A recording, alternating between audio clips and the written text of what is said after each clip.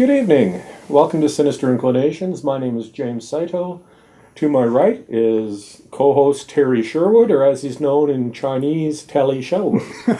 Thanks, Jim. And do you realize, of course, what number episode this is? This is the 8th episode of Sinister Inclinations. The crazy 8th episode of Sinister Inclinations. That's very true. So that's VIII. Yes. Yeah. Yes. Which is fun if you ever get pulled over for a check stop and they ask you to count backwards from 10. Using Roman numerals? Yeah, do it. Yeah. Use Roman numerals. Yeah, I should. It's like, you know what that is. That's an old saying of a Roman soldier ordering 5 drinks. No, but I know what this is. You ladies know what I'm talking about. Or this. Or whatever. That's shadow people without the shadow, right? Yeah. So anyway, we do that here. we got the sunglasses on here because we're slightly, the glint of the technical staff here has surpassed itself today. And we're celebrating summer. Yes, it might not be summer where you are though, and that's too bad. And joining us this evening will be James Shelley from the Prairie Ghost Investigation Group. So, as I understand it, all ghost investigators wear sunglasses. That's correct. Or that could be bullshit. I don't know. Even in the dark, they do. I think so. Yeah. So, but I guess that's part of their mystique. Perhaps they don't want to see their third eye or something in their forehead. That's true. Perhaps. Perhaps. Who knows? All right, so what have you seen this week? Have you watched any horror? Not much with these sunglasses on.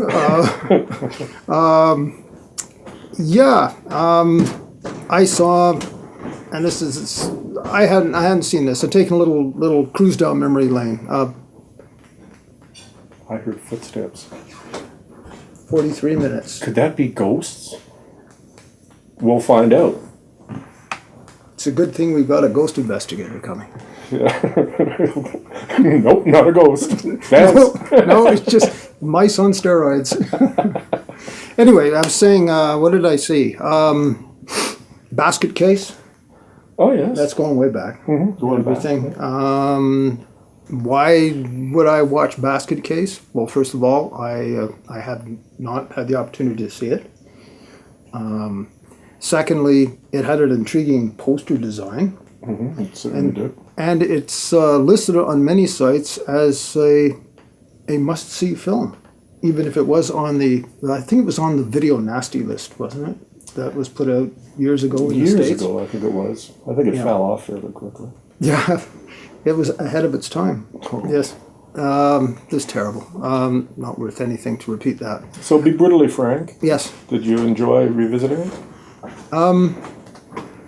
Yeah, I did, actually, just for the look and the feel of it, but honestly, subject matter and the way that things were handled and everything, paraphrase in a review that I read, some films don't need to be made. And Granted. I felt the story was interesting, the idea was interesting. Was it made in 82, 83 or something? Or is it about the same. Yeah, no, I think about 82. Okay, so we're dealing with birth defects, I guess. I don't know if there was in the news if there was a Siamese twin thing that was going on, and just the way that it was handled left something to be desired. I thought the creature effects were a little bit inconsistent. There was some animation used, I believe, stop motion. You can see an obvious plasticine or some sort of a metal figure that was used. I didn't understand why, at the beginning, we have this killing going on. Who this person was, or why this was happening, or what. It just seemed a little disjointed. Other than that, the sets were wonderful. There was a beautiful hotel set, which turned out is an actual hotel.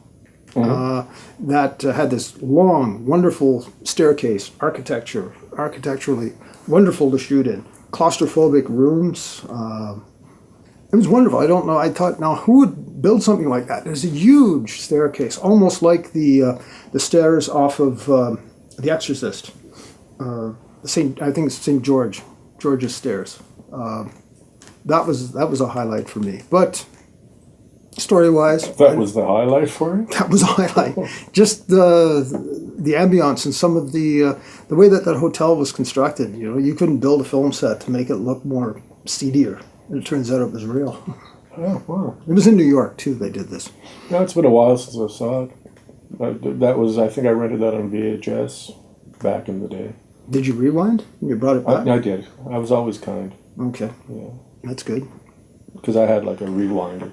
Did you use the Ferrari or the Mustang or? No, I don't know what it was. It was one of those. It wasn't a car.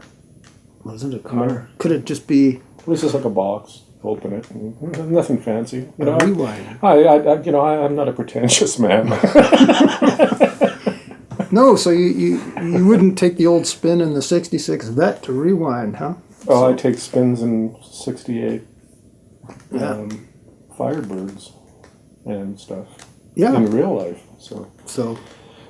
But I was contacted on Twitter.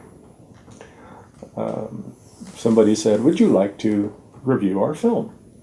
So, of course, I mean, if you want to reach out through social media to get us to view your film, feel free. So we were sent a screener for a film called Dark Forest. You had your chance to watch it? Yes, that's why I'm wearing the sunglasses. Also, too, because it was a dark forest. It's made it appear more dark.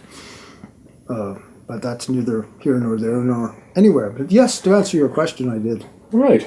Now, I have to say the film was shot in Manitoba, in the Winnipeg area.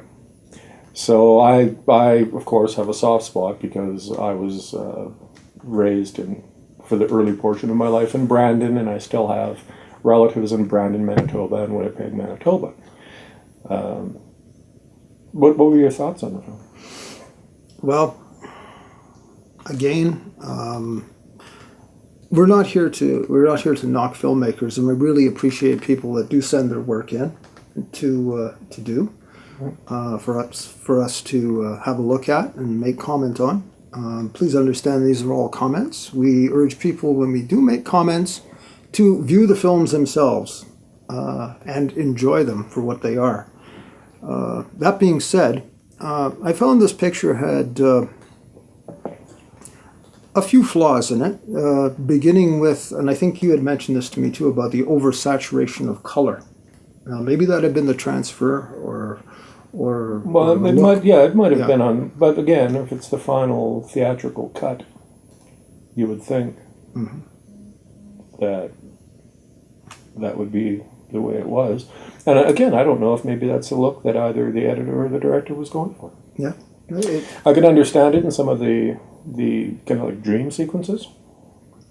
That made sense, but certain scenes were just oversaturated. And it really gives it a video look, which is kind of,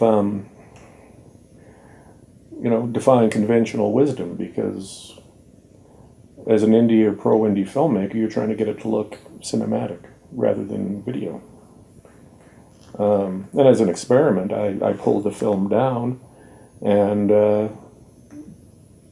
did a little bit of color correction and added a little bit and went, yeah, okay, that's better, but that could be the choice. I don't know. There was that line, I think we mentioned off camera, when one of the characters refers to Wonder Woman, about the three females being Wonder Woman or Wonder Women. And one of them makes a comment, since when did you read comics? Now, this might have been a directorial choice to turn it into comic colors and everything. That could have been. Which even I struggled when Dick Tracy came out and they tried to do the comic book colors in that. And that worked a little bit. Mind you, you have a little bit of a bigger budget to do that sort of thing. Between Dick Tracy and Dark Forest. Well, I find it, I mean, it followed the conventions. Mhm. Again, we talk about people having to be isolated. A group of people goes into an isolated area where they're stalked by a killer. Okay. Now, Now- that's been used since, well, you could name 500 films, all with that same theme. Was it good? Were you satisfied with the protagonist? I guess the chief protagonist, the fellow. Well, Not to give plot away, but I, in a way, I mean, he had an evil enough look to him. Mm-hmm. I mean, he could pull off fucking crazy. Yeah.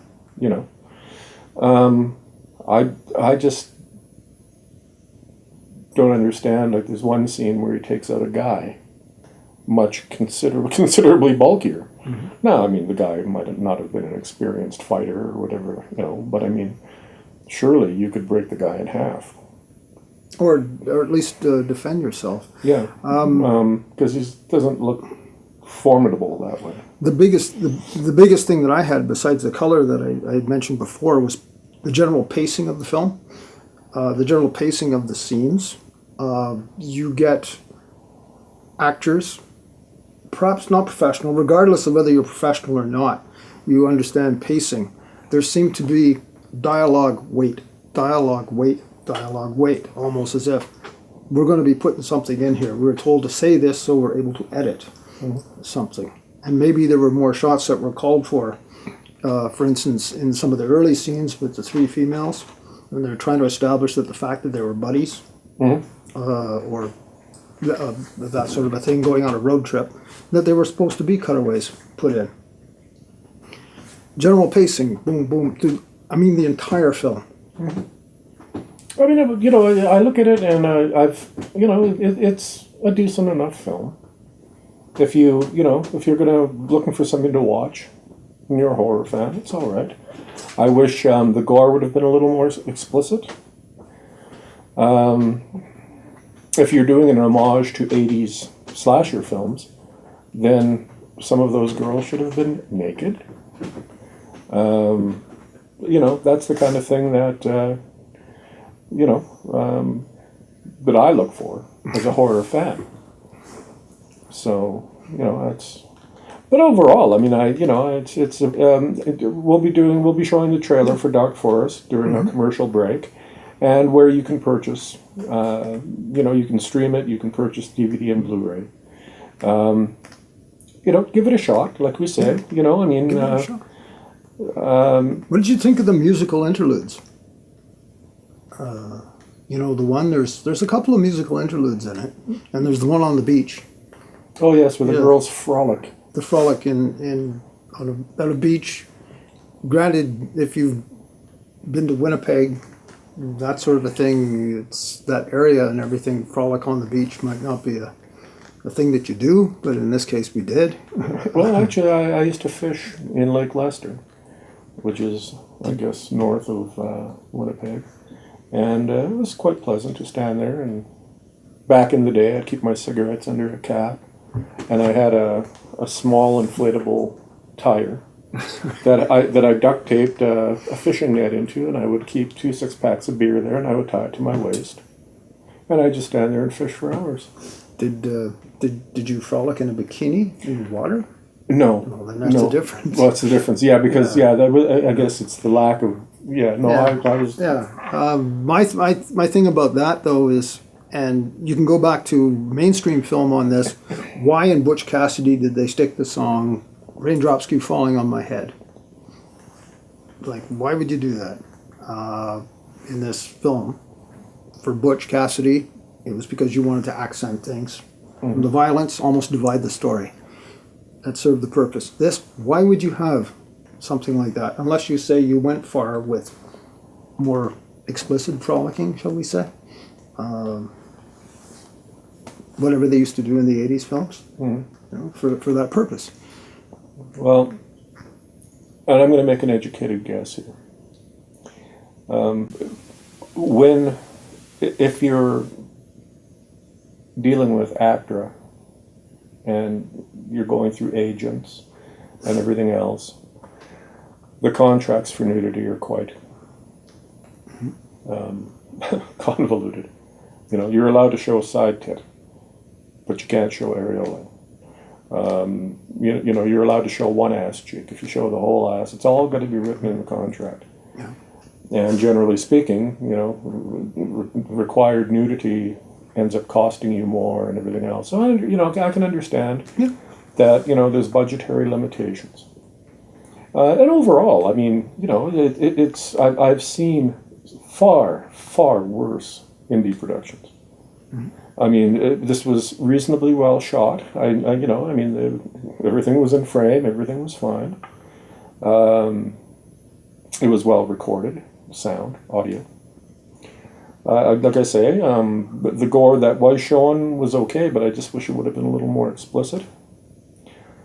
And I'm with you. I mean, there were certain parts of the pacing that were a little off. But overall, I mean, you know, if you look for a low-budget 80s homage, it's fine. You know, I mean, it was rather what I expected. Okay. I had no expectation going into it other than the title.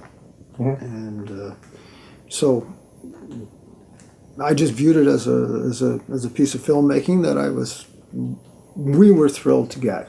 Mm-hmm. I will say. Yeah, and you know, you compare it to Easter Bunny Massacre. Yeah, or Leprechaun in the Hood. Well, yeah, but Leprechaun had money. Yeah, a lot of them do, and it shows.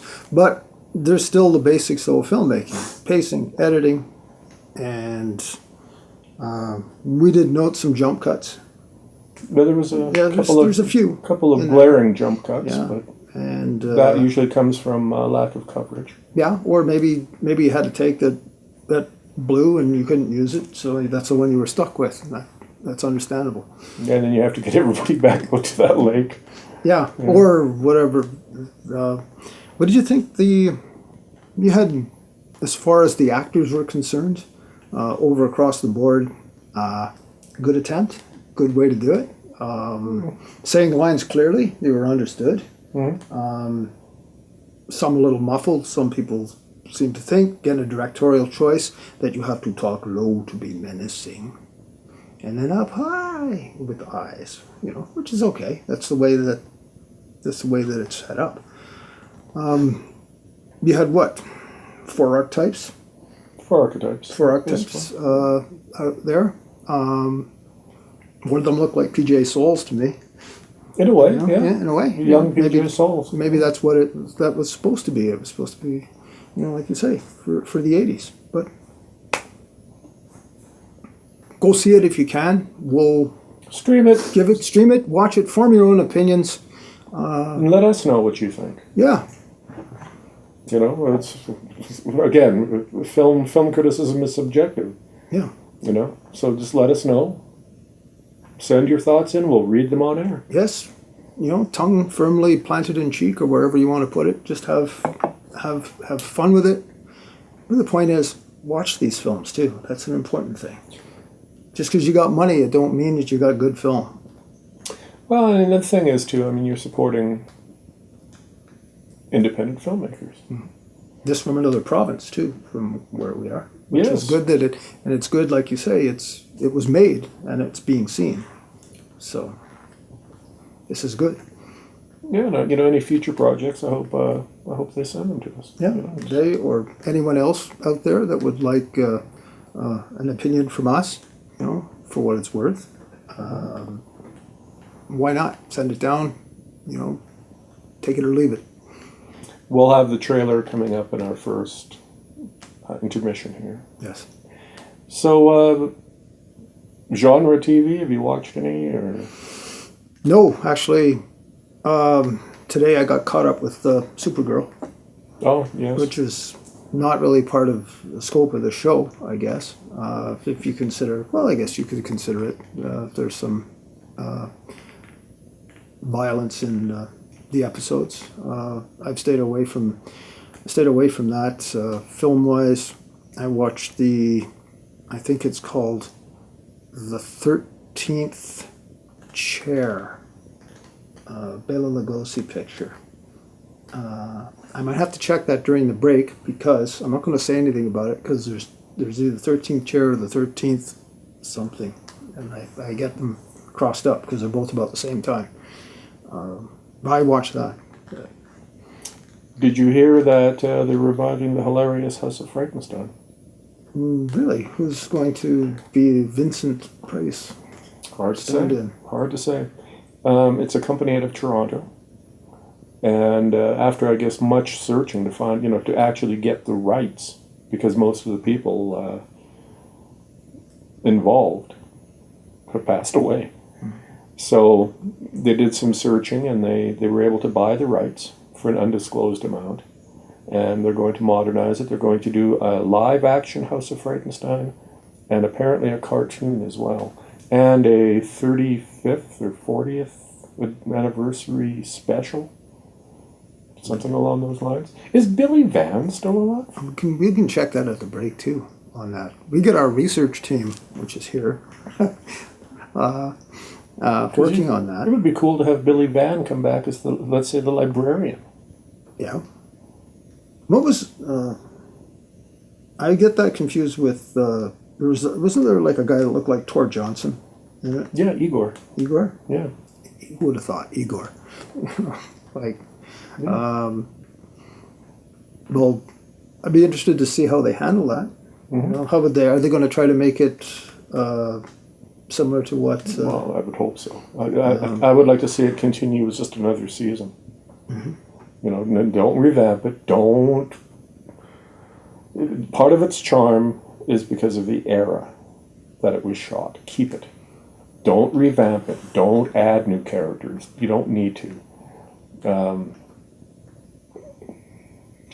Try to keep it as identical as you can. I mean, again, I have no choice in this, but if I was to do it, that's what I would do. And because it was a much beloved series. How long were the shows? Was it a 30 or a 60? I think it was 60. Is it?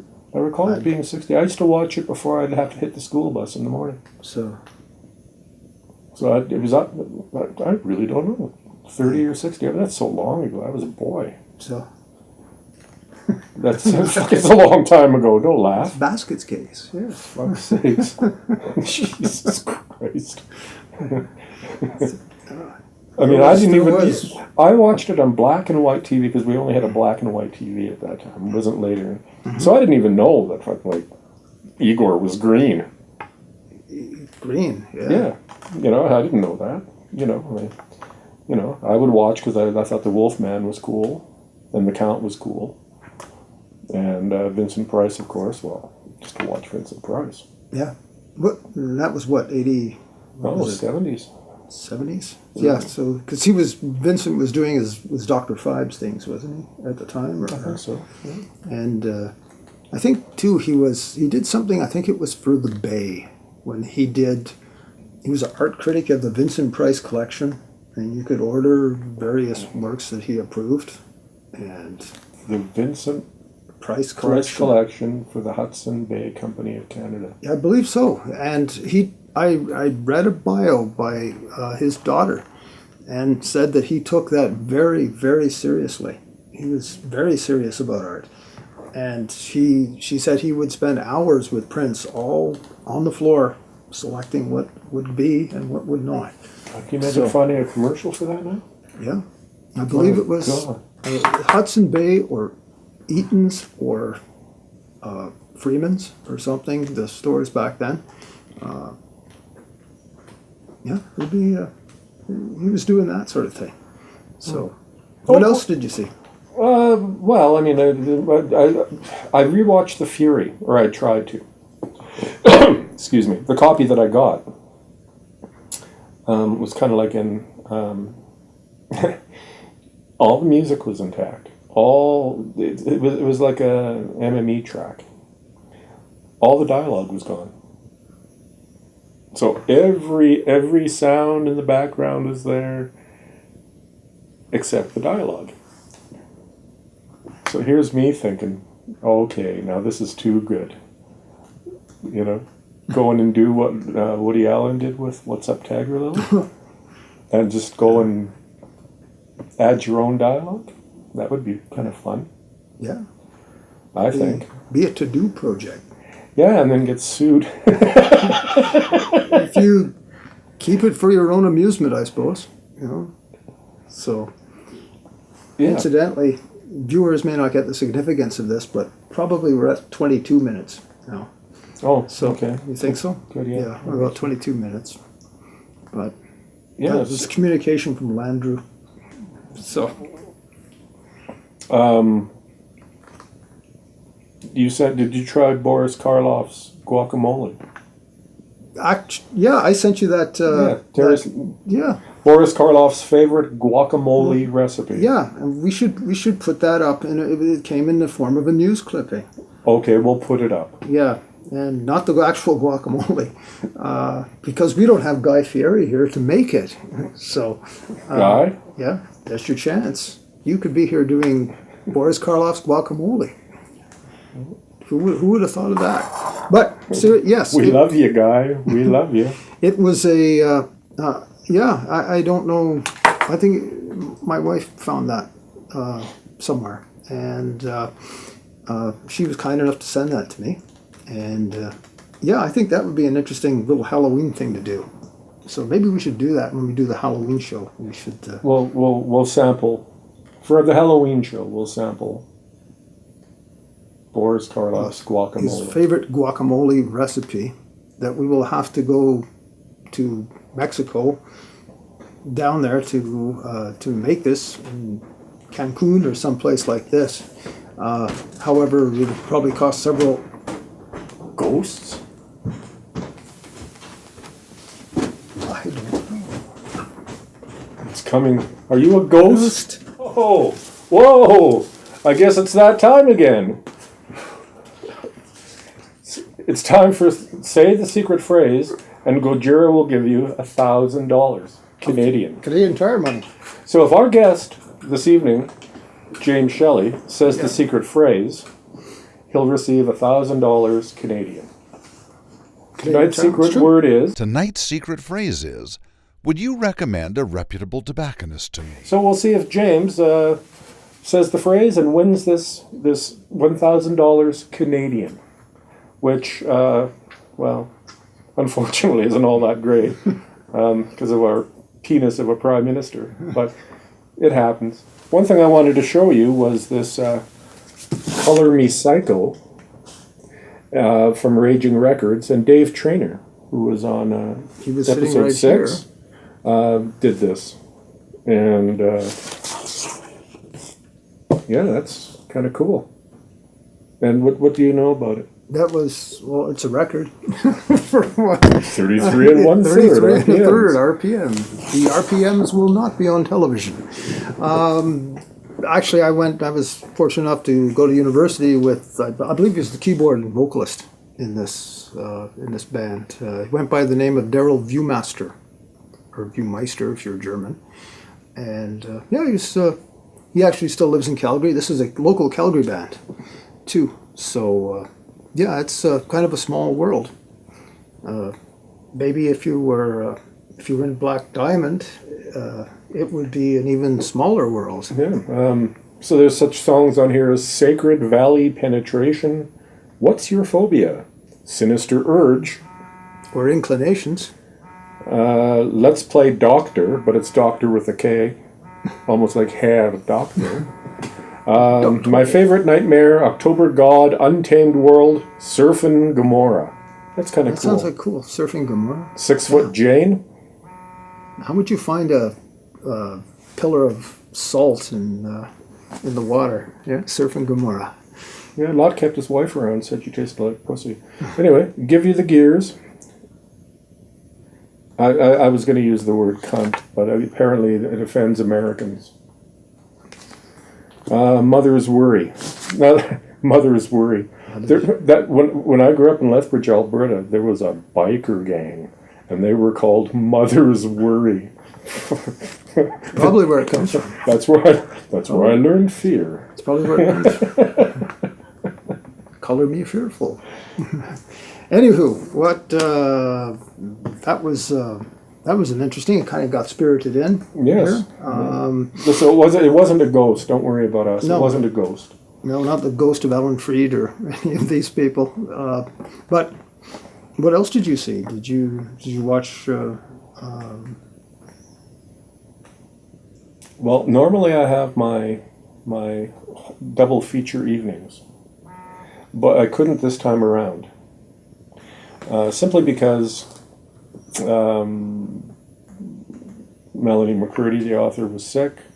Susan Voorhees was preparing for a sale. So there's all sorts of things that kind of stood in the way. But next week, well, actually it would be this week, hopefully, we're doing Met of the Werewolf. That's our Paul Naschy film.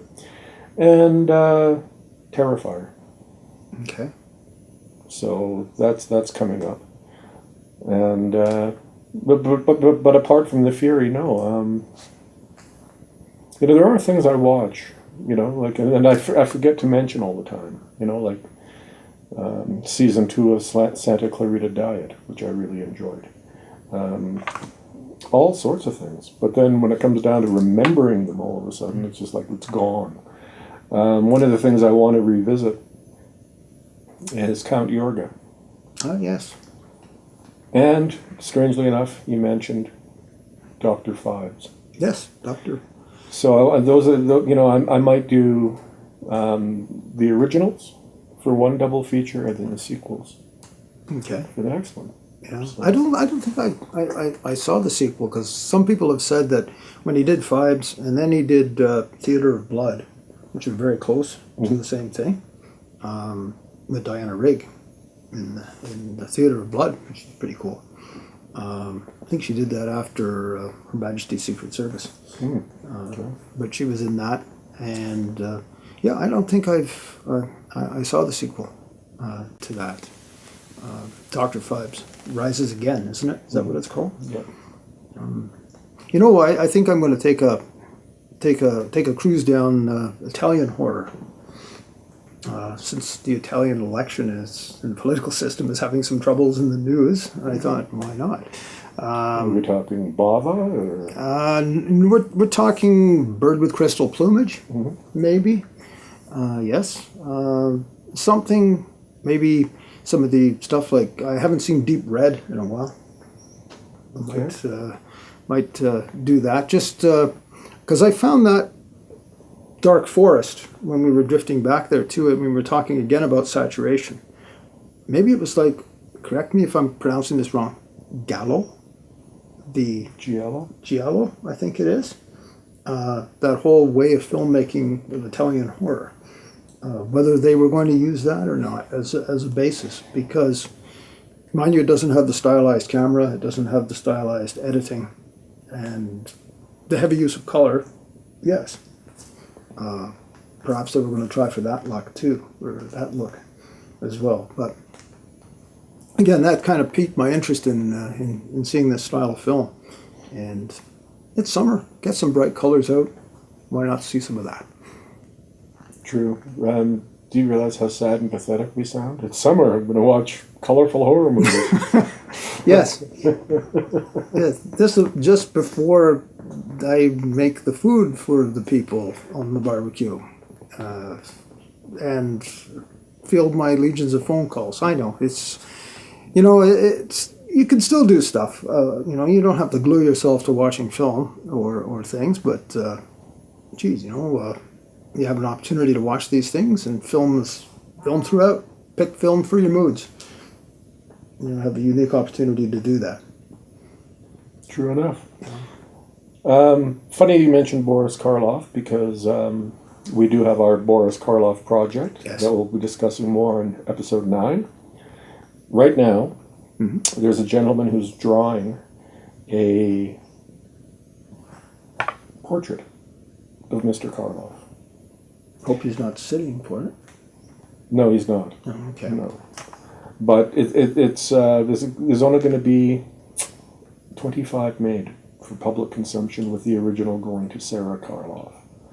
And the artist, I won't mention any names for now, but He's tickled pink to do it. Okay. Yeah. Which I can relate to. I've tickled some pink in my day. No doubt you have. And these sunglasses make it all seem one color. So that's a very startling remark, James. Of course. That's what I was going to. You just brought to mind Lionel Atwill, whose nickname was Pinky. Ah. But that's whole other episode, and it's a whole other thing when we get into some of these guys from the past and everything. Lionel Atwill, his nickname was Pinky, legitimately. He went to his trial. You'll have to tell us. You'll have to tell us the story. Was he Weinsteining? Was he? Or? No. It was, in a nutshell, he used to host parties in Hollywood that became legend in their bacchanalian significance. Oh. And it was never spoken of. But he said at his trial that he basically took the rap for some people in the film industry so they wouldn't have to. And it basically killed his career. He would not show names, he would not do names, he would not name names, and he would remain silent, and he took basically the blame for what happened, and he went. The charge was against him, and it basically, when he was finished serving his time, he basically had no career left after that. But his parties were legendary amongst the whole film colony at that time, which had some interesting stuff going on. Okay. Well, with that, we're going to take a short break, and when we return, we will be speaking with James Shelley from Prairie Ghost Investigations, and coming up is a commercial by Fatty Arbuckle for Coke. Hello, boys. Come with me on a little adventure. Ladies, ready for the weekend of your life?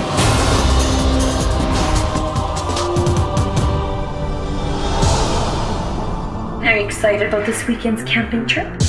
Tonight, we will be exploring the dark forest.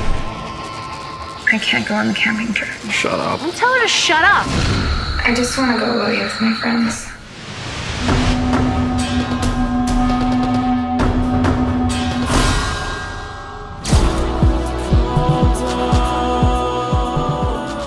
You gotta be careful out there. Do you think there's monsters in the woods? I got lost in the woods as a kid. We're just gonna scare them, right? Yes. They aren't always who you think they are, you know? How come I don't get any service out here? Hi. Did you hear that? Hello? Hey, who's out there? You're revealing your deep, dark secret? Hello? Thought you were in this with me. I'm here, ain't I?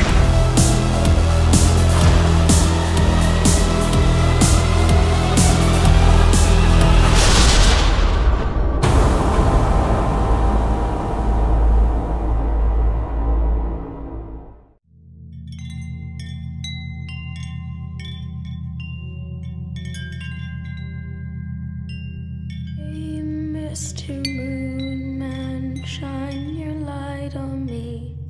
A serial killer.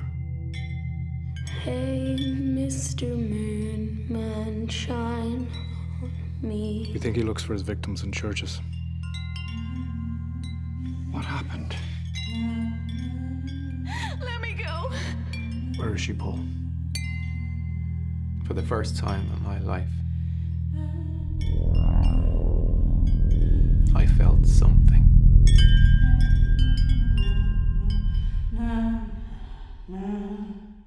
Welcome back to Sinister Inclinations. Joining us now in studio is James Shelley from Prairie Ghost Investigations. How you doing tonight, James? Good, how you doing? Yeah. Not too bad, not too bad. Questions. Well, how long have you been investigating ghosts? I say about since 2012. Just checking out all kinds of places, going all over Alberta. Started out at just doing photography, and you get that weird, strange, eerie feeling. So might as well go and get involved into it more further, and well, just checking out places and doing research in history and getting a great interest. We thought we'd make you feel at home. Oh, well. So, I guess so, yeah. I will might as well go for that too, then. I was shocked. I didn't think that was a light for a minute. And I almost... Anyway, what I was just about to say before I was attacked by a taste. So, ghost hunting. Were you influenced, your interest in ghost hunting, were you influenced by any film that you have seen? Any particular movies that you've seen? Yeah, plenty of films. I've been a horror movie fan since I was 9 years old. I've been very intrigued by many things at a young age. I say maybe the very first, actually, one that freaked the hell out of me was a movie called Ghost Story. So Peter Straub. Peter Straub? Yeah. Did that? So that was a very interesting film. And is it Straub or Straub? Whatever. Who cares?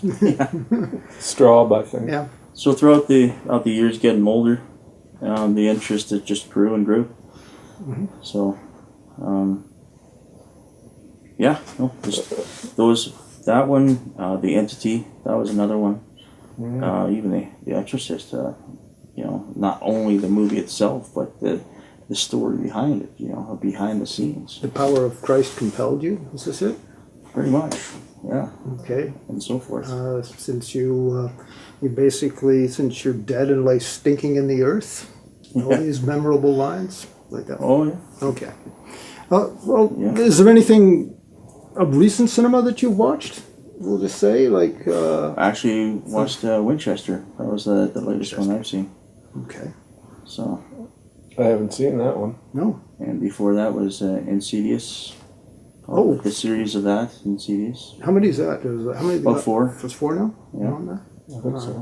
And then you got The Conjuring 1 and 2. And yeah.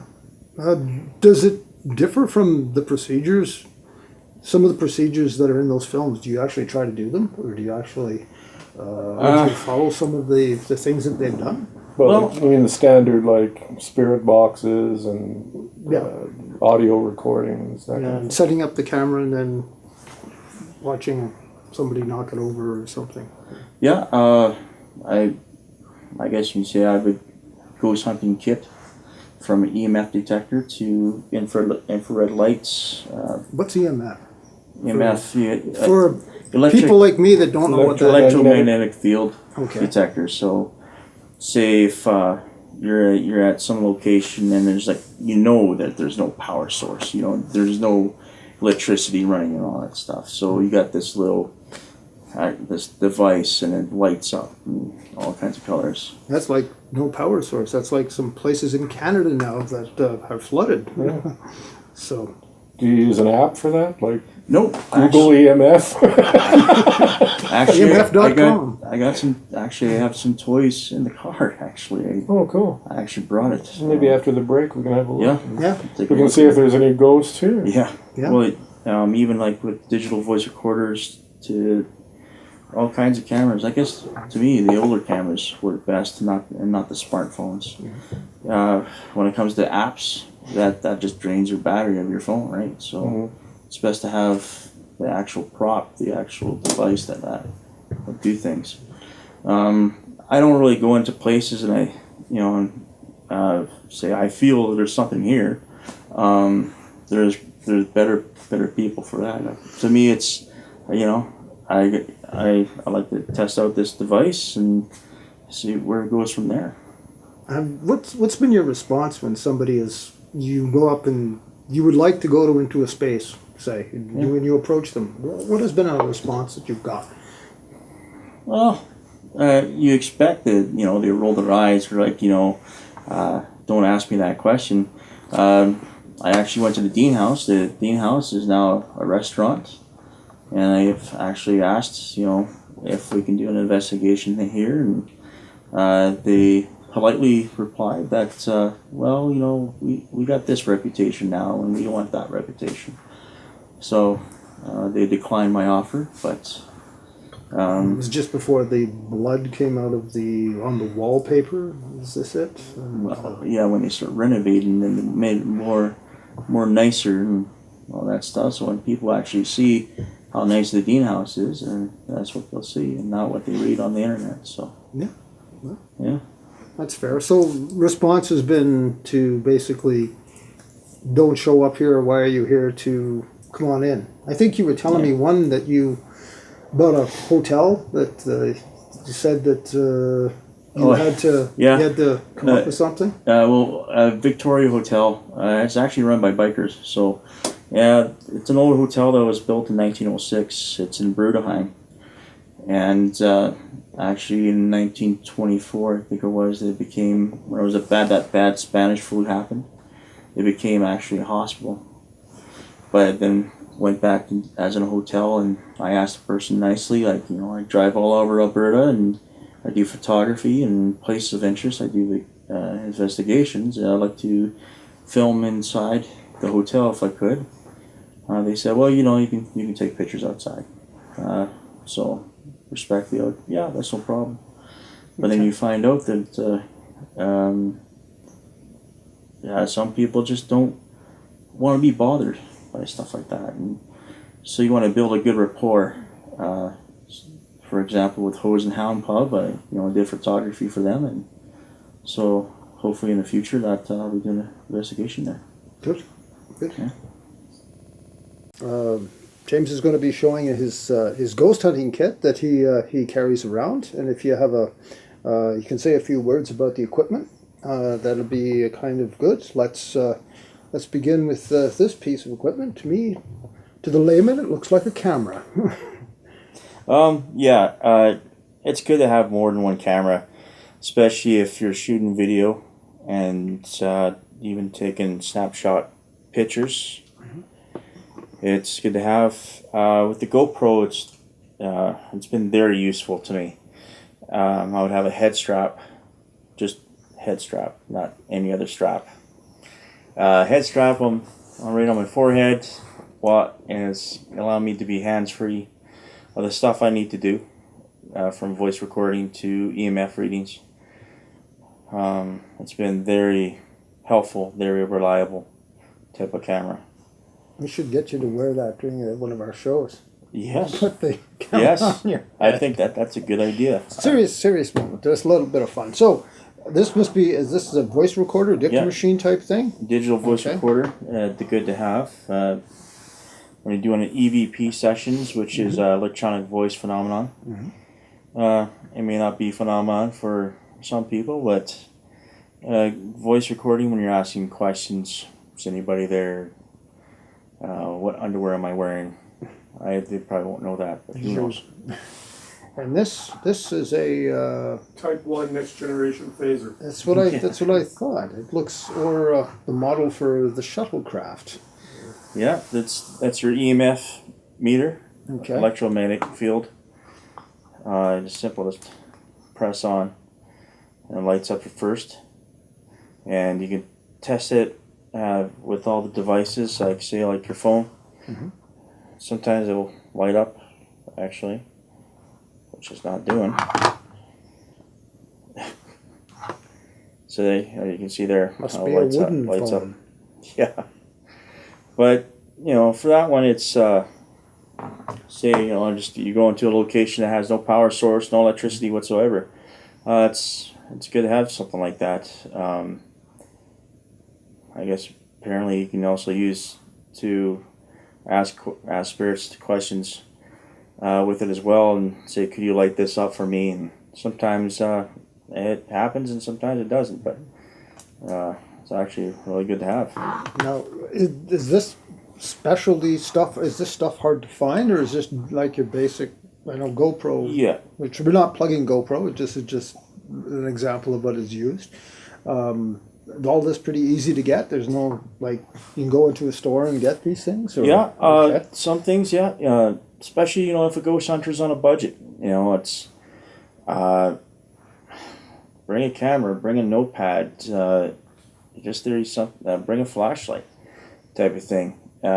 Bring your lunch. Yeah, you might get hungry or thirsty actually.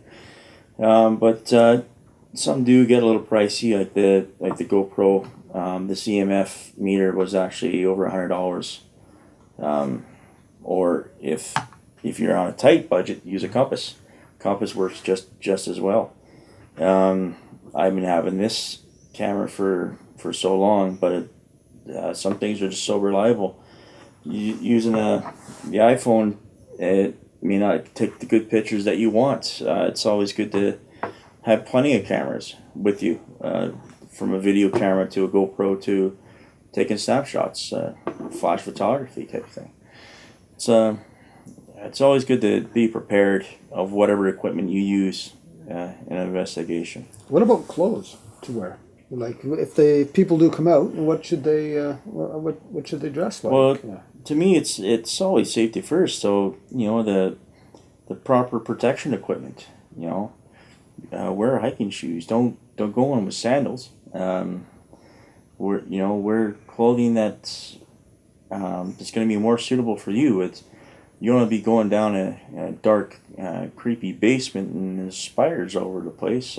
I'm not afraid of ghosts, but I'm definitely afraid of spiders. Big fangs. But it's basically you're going into a building site, within a reason, and you want to dress accordingly. If you're going into confined space too. Yeah, who wants to step on a nail? Right? You might have to too mention, if people have a medical condition, if they're claustrophobic, they might not want to go into a crawl space. Right. Or antisocial and don't function well in crowd, with people. You might not want to. Where's he going? Oh, he's going down the road. Blah, blah, blah. So, yeah. It's good to have something like even wearing long sleeves. Mm-hmm. Spider bites are not. What about? Good. What about? I understand on the net too. You might find some places that will sell ghost hunting kits. Yeah. And they're expensive. They are. Right? Oh yeah. What would a range be to start at? Make your own ghost hunting kit. Yeah. Like I said, for starters, a camera, flashlight, notepad. With a notepad, you're writing all your data down. You're writing everything down. If something occurred to you, especially write down your feelings. If you feel that there's something eerie going on, then you're writing it down. You're writing the date. You're writing the time. And eventually, you want it. The more equipment you get, right?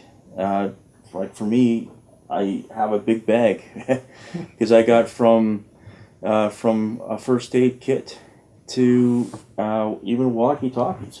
So when you do have you coming up with you're going in with a team. You got communication, because sometimes you will get separated like Scooby-Doo in the gang, right? And one thing too, you should always bring with all these devices is spare batteries.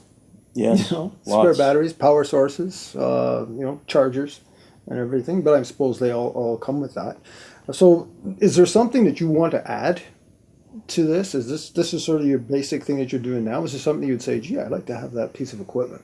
Well, like I said, the more involved you get, there could be, if this is not just the bit more basic for you, want more advanced. You want there's a thermal imaging cameras to even test the temperature of the place. If you're not if you feel cold and you want to write down what the temperature is and compare it to other areas in the room. Spirit boxes. A lot of people are going for the spirit boxes, but they're over $200. Okay, tell me, because I don't know this. What is a spirit box? It's like a spirit box with a radio frequency, right? So it's a radio, and it tunes into a station. But instead of tuning into like a radio station or a music station, basically words are speaking back to you. So basically, when people are using it and they're asking questions with the spirit or ghost box, and they're hoping that the spirits are actually talking back. It has been proven scientifically? Hard to say. It's just like just another toy or device to help you with your investigation. If you feel that you're asking questions and it's talking back to you, it could be resourceful. Just like when you're using the voice recorder, you asking questions, big pauses in between the questions, and then you play it back, you might get something back in return. Or the ghosts just don't feel like talking to you. They don't like you. So, but with the spirit box, it's more like an advanced device that some ghost hunters will use frequently. These are my tools of what I need for an investigation, and I feel it's a good thing. One of the things that always happens in movies or TV series about it is the flashlight goes out. So you would recommend a stout flashlight like this, or basically any, like a handheld or one of these big, big brutes? Or I do like flashlights. So, as you can see, this one's infrared. I'm not sure if it shows on the camera. Not anymore. Yeah, as you can see, the red. Yes. But to me, I like to see where I'm going. So it's always good to have a good, powerful, reliable flashlight compared to those little dinky car ones that you can barely see anything. This one is great because it's a dual flashlight. So it's an IR flashlight, infrared. So basically, it is invisible to the naked eye, but when you use your camera with it, you can definitely see in the dark with it. And then the super bright flashlight. This is a very powerful one. It's good to have, especially when you don't want to trip in the dark, right? So how much would, if somebody said, I want to do this, how much will all this cost somebody right now? Just ballpark, in Canadian dollars. This stuff right now is probably about $500 right here. So. And when people are like, hey, I like to buy a ghost hunting kit, it's going to be like $400 to $1,000 actually. So they're expensive. What you could go with actually is probably a flashlight. Don't be mad. They're here. Yeah. What they could do, they could actually go, if somebody wants to start right now, they could go simply with a flashlight and a notepad. Yeah. And proper clothing. Yeah, the old classic Nancy Drew Super Sleuth or the Hardy Boys, and just you're going in there with the experience. You know, it's good to have a witness or bring a buddy with you. Don't go alone. Never ghost hunt alone. Yeah. You get cramps. But you don't need all this stuff if you don't want to. Okay. To really experience, to really investigate, it's up to you. Up to you as an individual or as a team, how you want to conduct this investigation. If it's just proof enough for you just to write things down, I saw a ghost boy walking down the hall. Well, I'm writing it down. Or some people, they want to prove it. So that's why they get these gadgets and they get these cameras, because they want to prove something. It's all up to you. All up to you as an individual or a team. I saw an invisible man. Did you? That's an actual line in the James Whale film.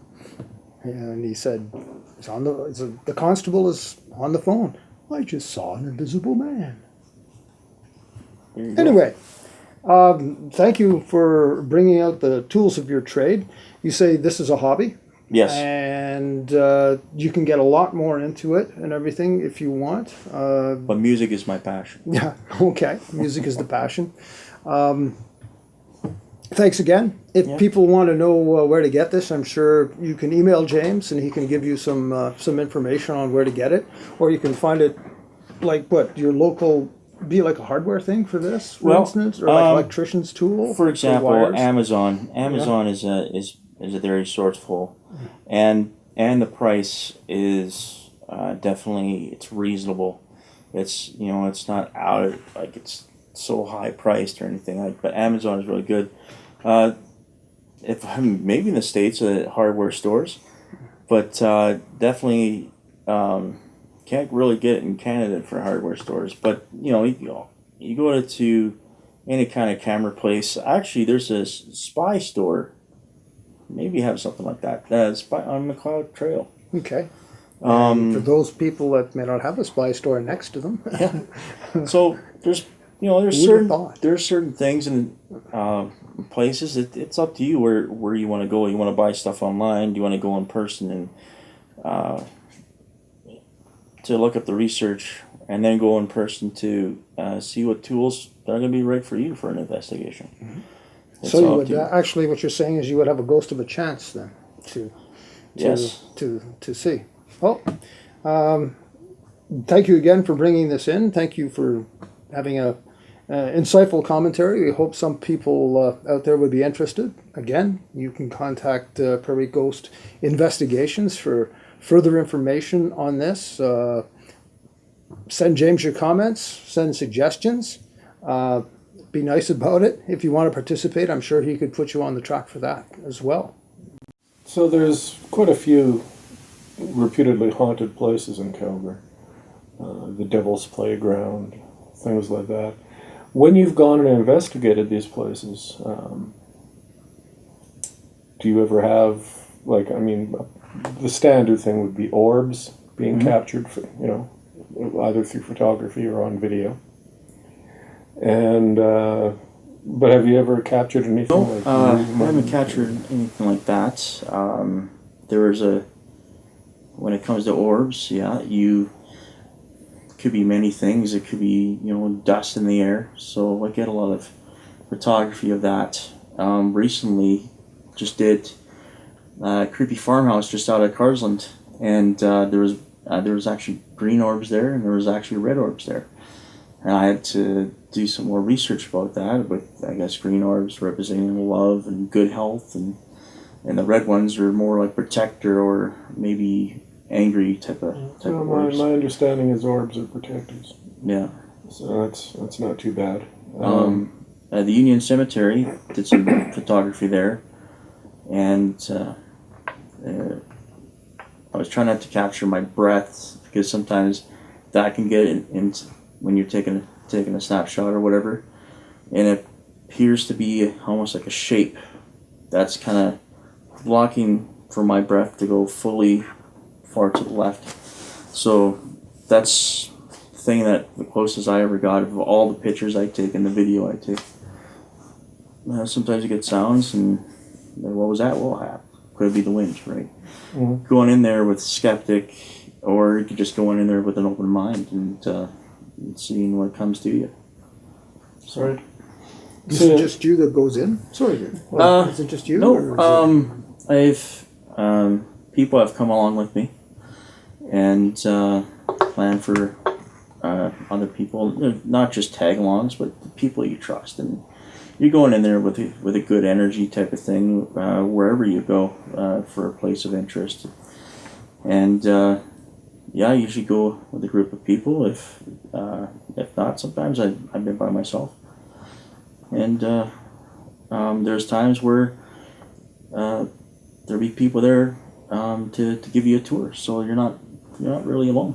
So I can't really say the camera is my friend, because it doesn't talk back to me. So yeah. So from what I understand, you deal with either one of two things. One would be an entrapped solar spirit that for some reason is attached to something here in our third dimensional matrix. Mm-hmm. Could be a coffee table. It could be the bones of an animal, and I've had experience with that, where an entity didn't want to leave, a spirit didn't want to leave because a beloved horse was buried. Yeah, spiritual attachment. Mm-hmm. Or you're dealing ghosts. You don't have your kit, do you? Yeah, it's in the car. So apart from an entrapped soul, you might have then you're dealing with something dark. Very dark. It's a little cold, don't you think? Yeah. All of a sudden? Yeah, my nipples are aching. I noticed that. Time for a piercing. Yeah, Must have been but you're breaking the wood in the table. so basically, if you're wandering into a place, have you ever seen poltergeist activity or anything like that? No. I did have a moment where, when I was younger, 9 or 10, and like a shadow person. Shadow beings. But I thought I was being chased, but it was just one way to another, and that was it. So I know it's out there. I know that energy is all around us. It could be even nature and tree energy, and there's so much of things that are out there right now that it's great to have an open mind to learn more about it. Get that curiosity. If there's ever a point where I come to a place of interest or a haunted location, and I feel, okay, this is more than my experience, more than my type of level, then go for the people that have way more experience to even for cleanser, for psychic medium. Yeah, like Peter O'Toole once said, "Oh, what is happening here?" Yeah, because one does run the risk when you're dealing with dark energy. Yeah. Most of it. I mean, if you know how to sufficiently protect yourself, if you know how to sufficiently get rid of them, that's easy. But occasionally you might run into a dark denizen, a demigod or something like that. Right. That will actually, has no, doesn't care about human sovereignty, free will, anything like that. And that's really one of the problems that you have to deal with. I recall Jenny Cousins, the psychic, calling me one evening and saying, a gentleman just came back from Peru, and he's covered in entities, which were jinn. From the Arabic world, genie. And as we were clearing the guy, I could see things moving everywhere around the fucking room, And that was my first experience doing this. Why she picked me, I guess, I believe that everything happens exactly when it's supposed to, as it's supposed to. So, but I did realize that's not what I want to do with my life. So, there's a lot that can actually be experienced out there. So yeah, I mean, we want to come along, and film. Do we not? Yeah, road trip. Yeah, we'll do a road trip, and we'll go. There's an opportunity, yeah. Well, it just has to be a Saturday or something. We'll just go out and. There's an opportunity there. Maybe viewing audience. There's a viewing audience out there. More than two. We'll have pretty sure. We'll have to try it with. Nice to do like a. We'll have to do it like some of those TV shows. We'll have a girl who gasps, and then we'll cut to a commercial. Yes. And then when they come back, it's like, oh, it turned out to be nothing. It was he kicked a chair. I kicked a chair. Yeah. Yes. Only the problem, the chair was over there in my leg. I guess that kind of took away one of the questions I was going to ask. What if you actually found something? What would you do? What? Run? Fill your pants? No. There's an old line I like to use from cinema. Run away! Run away! I'm more curious than anything, so I would face it up front. Yeah. I fear nothing. So exactly. It's well, I'm a human being, and I fear because I'm human. Yeah. So everybody's got their own perspectives and how to treat things. Actually, a buddy of mine, when we did the creepy farmhouse, he was freaked out. I was like, come on, let's go a little further. Let's go here. Let's go there. So, let's follow the blood trail.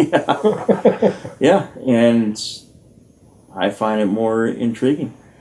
So it's just almost like when you're watching the horror movie, you want to see it right to the end. Yeah. I can't just press pause or turn it off I'm going right to the end. I admit, I press pause when I have bathroom break and everything. I do. I'm serious. Yeah. No, I'm not making fun of that. I'm just saying. Yeah. No. I'm just saying, yeah, or I want to fill up what particular thing I am enjoying at that time. I will do that. But yeah, if you're going to follow through, because you may not pass that way again, and whatever you perceive is happening may not happen again. Did you not, years ago, decades ago, when you were working for, what did Global used to be called? Decades ago? Decades. Channels 2 and 7. Yes. And invite me to go to a place where there was poltergeist activity. I think you did. You said, "Do you want to go?" And I said, "Well, yeah, I'd like to." I think so. I think I did. I was getting together a horror program at the time that never went to fruition. There's a surprise. And yeah, I might have done that. There were some things in Lethbridge that were odd. Some of it was spiritual in terms of that. But yeah, I might have done that. Yeah, I believe you did. Yeah. And, but apart from so aside, the two of you play together in 13 Strikes. Yes. You play horror music, rockabilly, that kind of like thing. this now. I'm Yeah. being interviewed. Yes. Different postures. Just don't pull a Beatles attitude and be all sarcastic. No,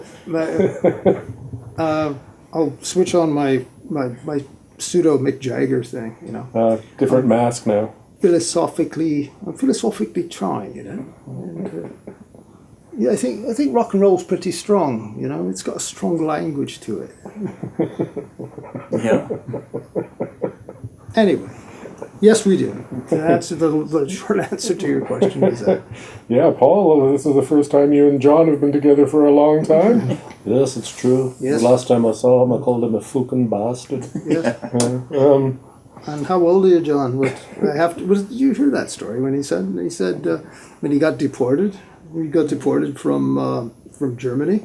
Well, how old are you? He said, I'm 12. Have to go back. So, why horror rock? Why horror rockabilly? Why? It's like a boot because it fits. No, is that the wrong answer? Well, I don't think there is a wrong answer. I think it's just something that you do in it that it's a theme. It's a theme that we use. It's not through all the songs, to be quite honest. It's not. No. There are moments of doubt and pain that we have, and it blends in with certain parts of our audience. Do you do any covers like Seasons in the Sun? Do you want to do that? I don't know. Depends on that the guitar. Go against the grain a bit. Have you ever the lyrics to that? That's actually very dark. Yeah. Very dark tune. I was thinking of "Rock On" by David Essex. Great song. But Jim's a big Peaches and Herb fan. Oh yeah, you guys have to do Reunited. Yeah. Oh my gosh. You have to. Yeah. Peaches and Herb. And this is true, James. This is a true story. Don't make stuff This up. is a true fucking story. It's now day 400 or 4,655 without a new Peaches and Herb album, and I'm beginning to think it's never going to happen. Yeah.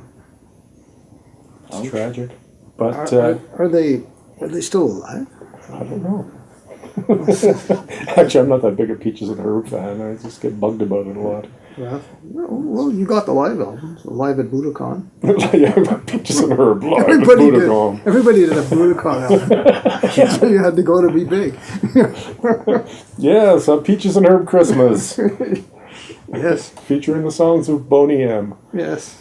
Hey, that's a huge album, Boney M. Oh, it is. It's one of my favorite Christmas albums. Yeah. We're not on a little bit of a tangent right now. Yeah, we do this. Just it's free flow as fuck. I see that. And then we go back to it and people go, what? So do you have any gigs coming up? Yeah. Yeah, June 21st at Burns. downtown Calgary for those people. And those people that are out of town, put an effort, it's well worth it. Free parking. It's on the street. Where we can fight for one. Also, July 14th, we're at Border Crossing. That's another Lethbridge. I said Lethbridge again, didn't I? Calgary. Yeah, Calgary. It's another Calgary place. You know. Do you sense a pattern? We did do outside though. We did do we did do Lethbridge. The slice in Lethbridge, and if you're watching, we do hope that you do. We'd love to probably make that little moment again happen, and we'll put an address so you can contact us up here. Yeah, we can put something. Yeah, and I've wanted to put together a 70s cover band. Okay. I think that'd be kind of fun. What would you cover, Jim? Oh, just, classic rock, stuff like that. Go on a little tour, Yeah. No reason to lock up your daughters, none whatsoever tour. lock up your fridge or something, because we haven't got anything to eat. How you doing? You got any chicken? We'll play for mortgage money. We'll play for Nestle's Quick. You can't afford real stuff, so you got to snort Nestle's Quick. Is there a new album in the future? Or? Yeah, we are. We're working on a new EP. Actually, we had to go through a different. We got ourselves a different recording producer. Yeah. We're gonna do something different though, James. Yeah, You say a double feature. No, we're gonna release our second album first. Yeah. So I think it works out that way. Or maybe we should seriously do a greatest hits album first, because that always sells most of all your back catalog. So we should do that. Right. This is your one and only album, greatest hits. We are working on new material. Seriously. So our original is basically almost based on horror movies, which is good. Yeah. Taste the pablum of Dracula. We should do that. Yeah. You should, for all the the expectant mothers out there that may not want to come and see us, you could taste the pablum of Dracula. So James, you have a presence. Prairie Ghost Investigations has a presence on Facebook, Twitter. Mm-hmm. If somebody wants to get involved and go out and sort of explore this, I'm going to say that you probably want people who are serious about the endeavor. Yeah. Not just on a lark kind of thing. Well, if they want to go somewhere for a good scare, that's fine, like a tag along. But to me, it's always safety first. Mm-hmm. So I even bring a first aid with me, first aid kit. So definitely for people. Do you bring candy bars? No, that's because you have to use the first aid kit. I never used the first aid kit yet. No, basically, so no injuries that require a first aid kit. Yeah. Visualize like some. What about a second or third aid kit? Oh, yeah. Who knows, right? Chocolate bars are good because you're not CPR. yourself, unless when you're hungry. So that would be a thing. You're in the dark and you're all of a sudden, I'm pissed off here. Oh, wait a minute. Oh, I feel better. I've had a candy bar. Yeah. Have you ever considered playing tricks on people? Yeah. Like have us go out early and then you show up and we're like pranks. Pranks always go wrong. But that would be interesting to do. Like how I got pitchforked in the chest. Yeah. That's not the reason, but yeah. It's like meeting a witch. It's a real honest to goodness witch, or the day that I became a frog. That sort of thing. Yeah. No, the more people get involved in stuff like that, it just becomes a really good paranormal adventure, Do you have an amount of people that you would take on it? Like you don't want to have like a limit. You don't have like, we're going into this place and here's 15 people that want to fit into this. You might as well sell tickets, if it's that much people, like go into the haunted outhouse. Yeah, whatever. There you go. Everyone flash, please. Yeah, well, it's a valid question, because if you wanted to go on a Sasquatch hunt, which there's several places around the city, Yeah. You don't want a lot of people. You want, Yeah. to sit quietly. Well, you want a certain group, that you trust, and a certain group that has good energy for sure. Like you don't want a bad apple of it. So you never know what goes on there, right? That's some song. What? One bad apple. Osmonds. No, Osmonds one bad apple. Dave Wilcox. So, how long do these excursions usually take, like from start to finish? Because if people want to get involved, that all depends, right? It could take a few hours, could take all night. Okay. I like to go all night if I could. Just that's what you do. If people are interested, go to a 13 Strikes gig first, and after hours, after party. Let's all get haunted, We will even let you, if you're at a 13 Strikes gig, we will even give you the full experience of allowing you to carry gear. Yeah. There you go. Yeah. If Terry doesn't scare the shit out of you on stage, then nothing will. If you want the gear, if you want the whole experience, we will allow you to carry gear. Exactly. Yeah. And hard labor is good. But good experience. When you're doing your ghost hunting, though, is there anything people should bring? If they're going to be involved on as bring a camera, bring a notepad, bring a flashlight. People can just start off with just going there with their friends and witnessing them themselves, right? Maybe bring a protein bar. Yeah. You might want to nosh. Yeah.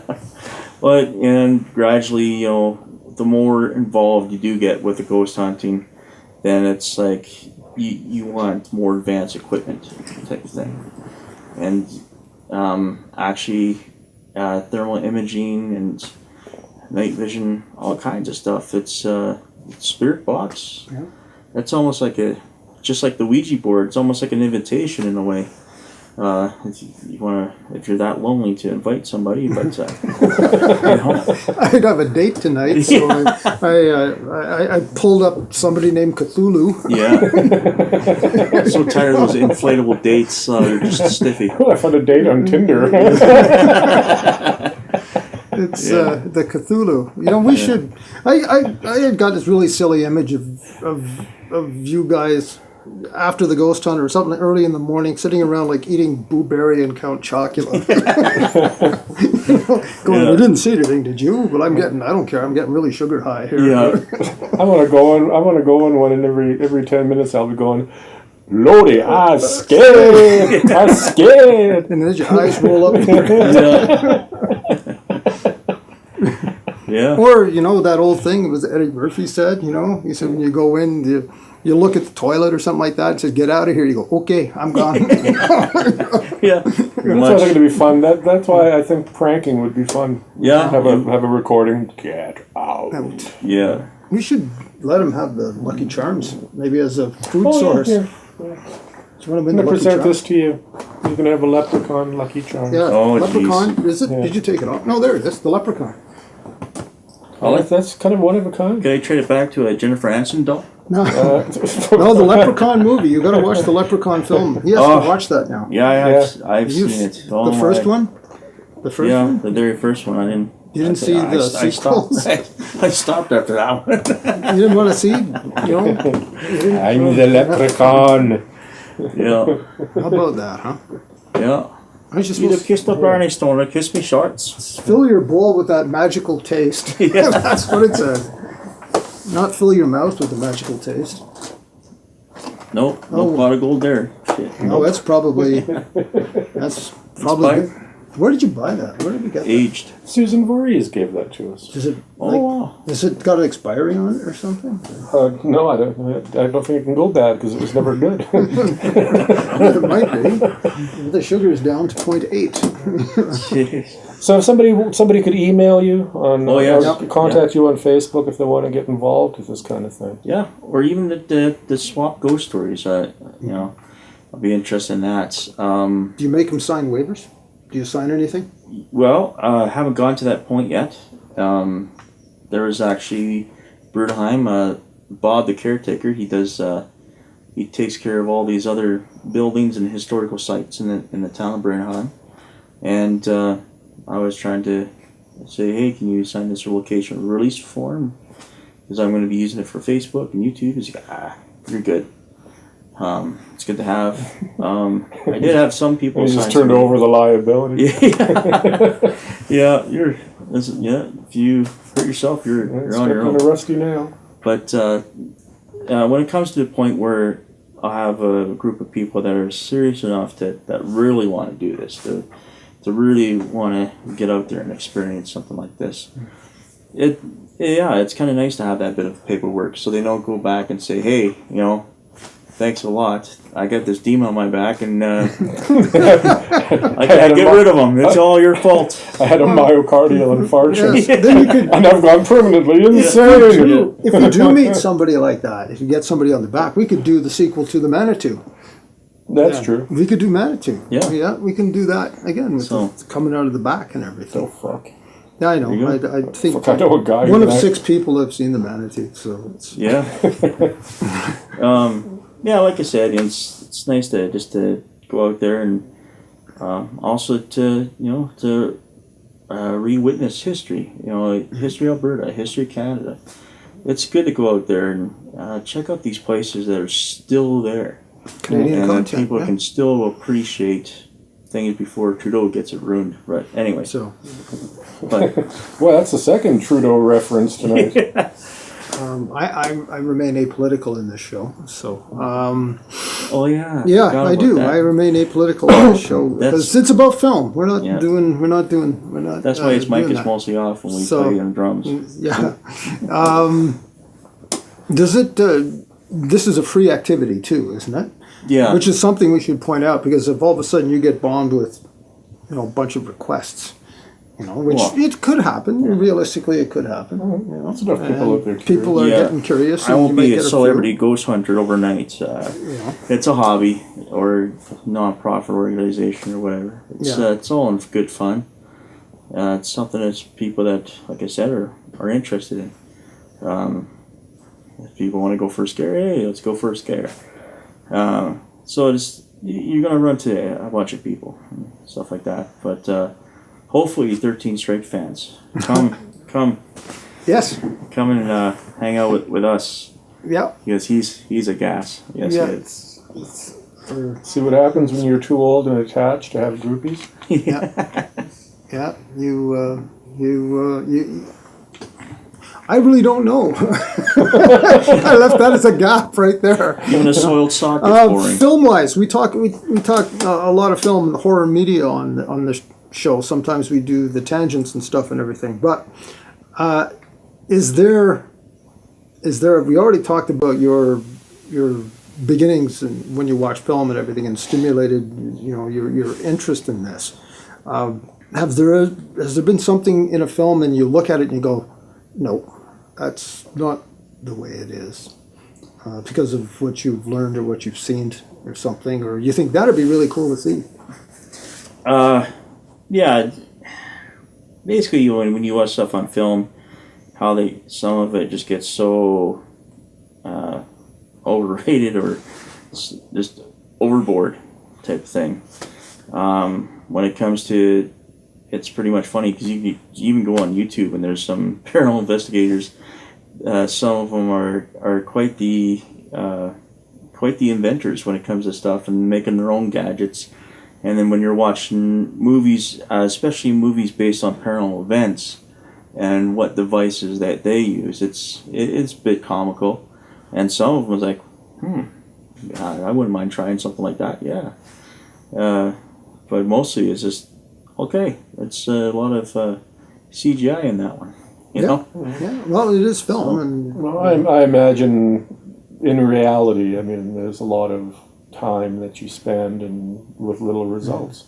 Yeah. You know, I mean, there used to be the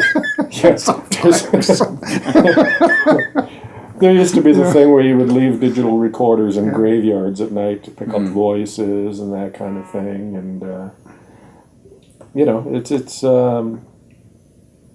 largely unrewarding, I would imagine.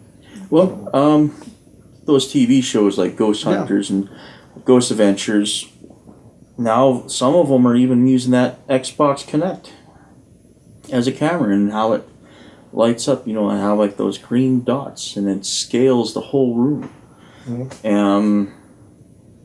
Paranormal Activity, maybe part 2 or part 3, sorry, where the little boy was playing Xbox and Xbox off and has that Xbox connects, and then all of a sudden in the middle of the night, the Xbox Connect is on, and all of a sudden there's a shape there.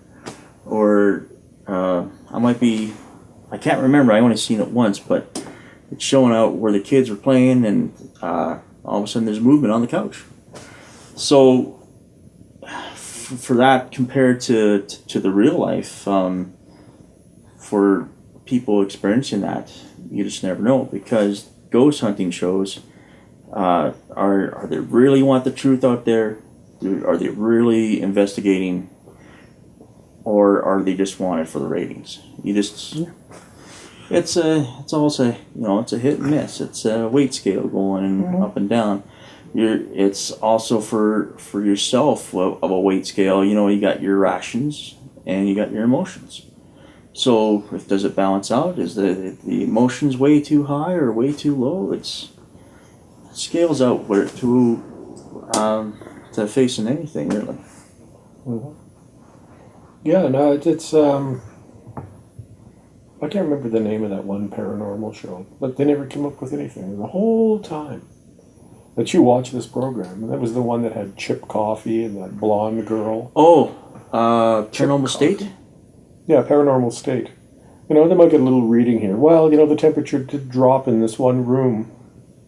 And the problem is, again, I think when we try to look at it scientifically and quantify it, because I know some very credible people who've literally woken up and there's a woman sitting there or something and she disappears. No reason to lie. People that aren't necessarily believers, that kind of thing. So yeah, it's not quantifiable, so science doesn't look at it. And I think, now that we get into the quantum fields and stuff, that maybe now, they'll begin to understand more about frequency and, how our whole reality is based upon it, So in that regard, I mean, it's more of a fun activity, I would think, to go to the scientific community and say, I have proof. Yeah, here's proof, because honestly speaking, you can't even rely on anything you see on video or hear anymore anyway. So. Well, do you put them close then to, remember those alien autopsy shows that used to be? And I think Ghost? The vibrating ghost? Do you think the Phantom told those? Didn't Jonathan Frakes host one? One of the first ones. Yeah, I think it was one of the alien ones. Yeah. And they're mysteries of some kind. Yeah, so Nimoy did it too and everything. In Search of. Yes, In Search of. That was a good show. Really good show. All of these, but do you remember the ones with the autopsy when they're doing all that kind of stuff? Do you think those went from those type of shows into these ghost hunting shows that way, and then they've sort of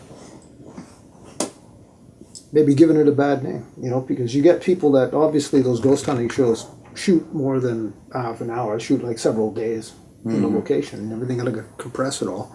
So, and then what happens if you don't find anything? You got to, like you say, oh look, the poker chip moved. Yeah. Well, it's like watching Half-Wits on CTV. Yeah. Well, we didn't have a winner this week, but hopefully tune in next week because we're going to Scotland to a castle. Yeah. And that's the thing too, is like when you're watching shows like that, or conducting your own investigation, you have your group, and then you have the camera crew. So is everybody all going to be huddled down the hall, and then all of a sudden you hear something down the hall, like, oh geez, a rock just threw. There's not really any proof. It's even if you cameraed the whole house, are you going to get something? You just don't know. Sometimes it maybe ghosts don't feel like talking tonight. Come back next week. You just never know. Well, it's like I always thought of a double-blind test where you put a chair somewhere. And you put a camera here and a camera here. And you do time lapse on the chair for both cameras. Mm-hmm. So not only can you see the chair if it moves, but you see that nobody's manipulating this camera. And if you go to this camera, you can see nobody's manipulating anything here. So if the chair starts to move across the floor, then you have some verifiable evidence. That's pretty hard to dispute. Yeah, no strings attached. Of course, could you CGI it? Could you CGI it? Yeah, you know. Yeah. So therein lies the difficulty as well. Mm-hmm. And I think more as a rather than I think try to come up with scientific evidence. I think one should just go and for satisfying their own needs. Yeah. Because that ultimately is what you're going to get anyway. That's when I consider it. Yeah, I mean, I grew up with films like The Legend of Hell House. Yeah, Richard Matheson, I think, did that. Yeah. Book form. Oh, it's and Roddy McDowell, and it again, is it realistic in its depiction of a haunted home? No, not so much. Well, there's Hollywood is filled with all those films, like right back from the 40s with the haunted house thrillers, where doors open and bodies fall out. And the original House on Haunted Hill, and Bob Hope and Paulette Goddard, finding that, and there was always somebody that it was part of. It had a distillery or something underneath, and I was doing something, or I'm trying to keep this treasure to myself, or these gangsters are down there. Or hoodlums nowadays. Hoodlums. Yeah, with their hoodlums nowadays that they stash their money ass. and it's their hideout. That sort of thing. That's been going on for years, which is a good thing. Maybe you might find something like that. Maybe have you ever thought of that? Maybe you'll find is there a place where supposedly there's a treasure or a valuable item somewhere? Or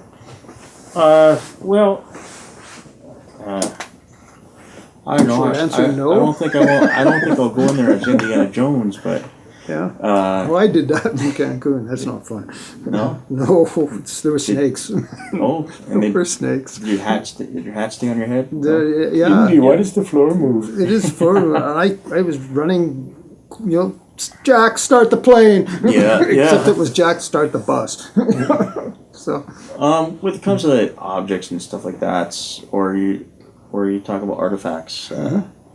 Artifacts? Yes, artifacts. So I haven't witnessed or had the interest of. Feel like Claire Bloom in The Haunting. Maybe we shouldn't talk about artifacts right now. The Haunting was another good one. Like Claire Bloom. Well, yeah, it's artifacts. It's just so much history with it. And would there be a spirit or a ghost attached to that artifact? Just like when people got it, some sentimental value. The brush that you had since you were 12 years old, and you're so attached, it's your favorite brush, and then you pass away. Do you still want that brush? Well, there's that, and another thing you should check out too, and you most likely have, is the legends with our First Nations people. Yeah. Like, very much spirit world for that, and don't mess with the burial grounds or the rock formations. It's people.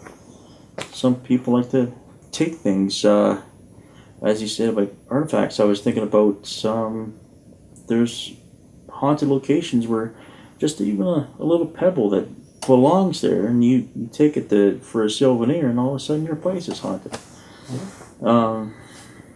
It's I haven't experienced anything like that myself. Don't go picking pebbles up, people. I know a lady locally. It's a pretty rack. You got a ghost from. There's a paranormal society in town here that she's involved with, and she makes a kind of a joke about it that things are happening all over her home, and I'm like, you daft bint. you're covered. You know, a friend of mine can actually see them, and if you know, looking like a fucking porcupine with fucking dark entities attached to you, you know you've got a problem. Yeah.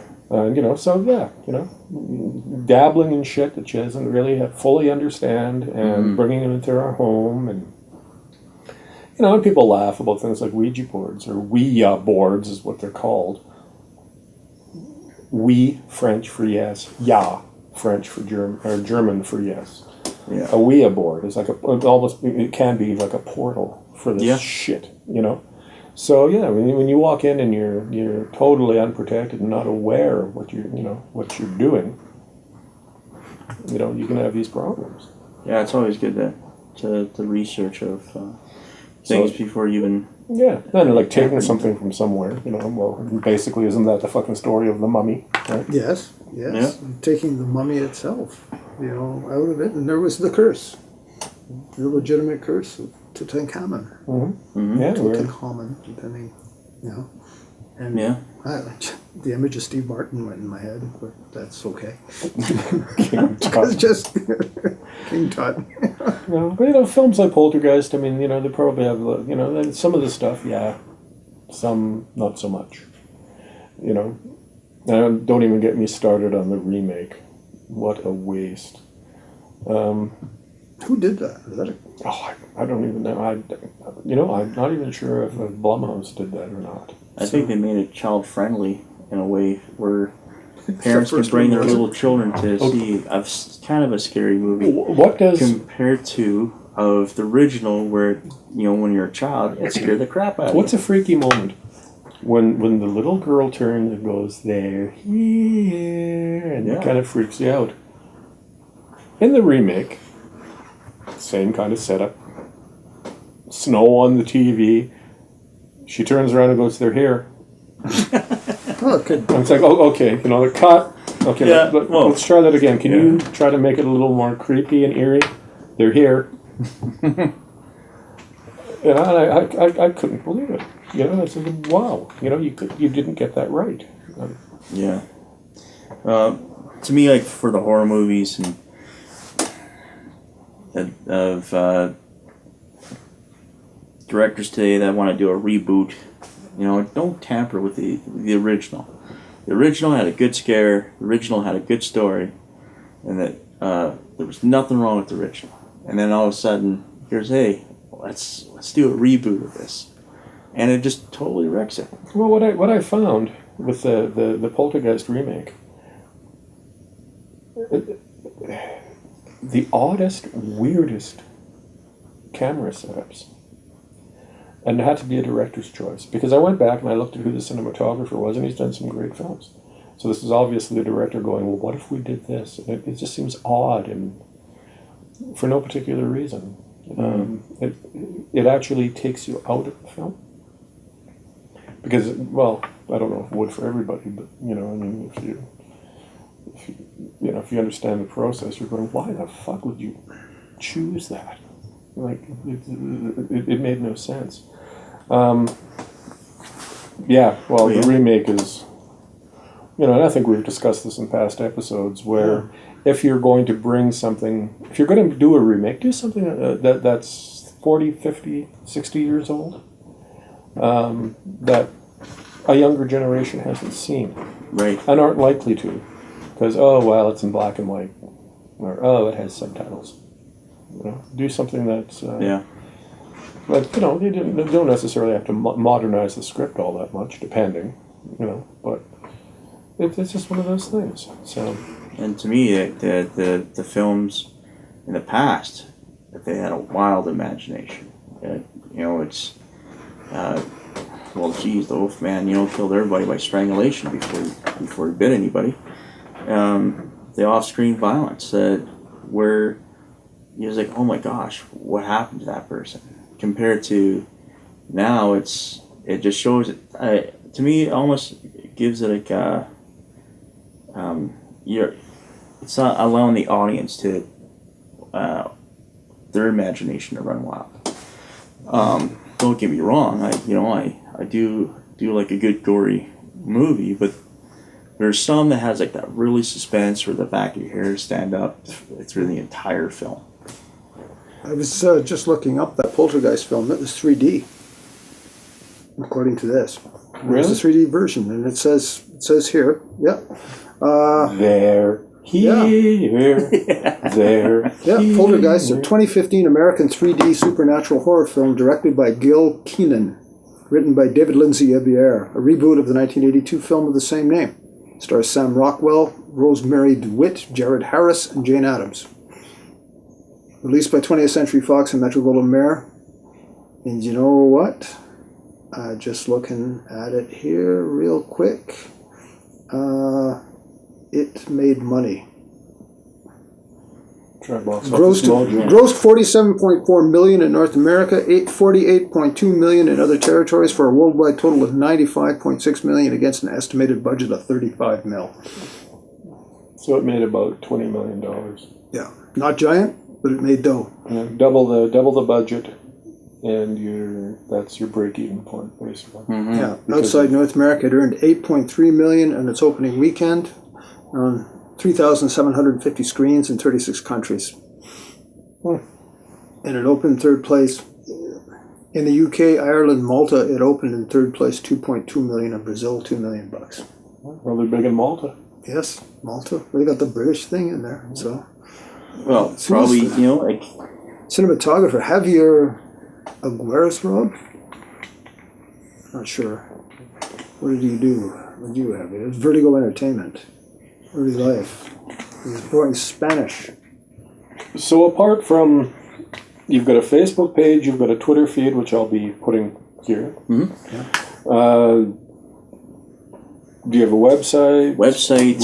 Email, you name it. Okay. Well, we'll certainly promote it and get people in the area, see if they'll get involved. Yeah. And, what should they say in the email? Or should they contact you? Should they say, "Hi, I got a story," or Hattie, or I'm interested of what you're doing.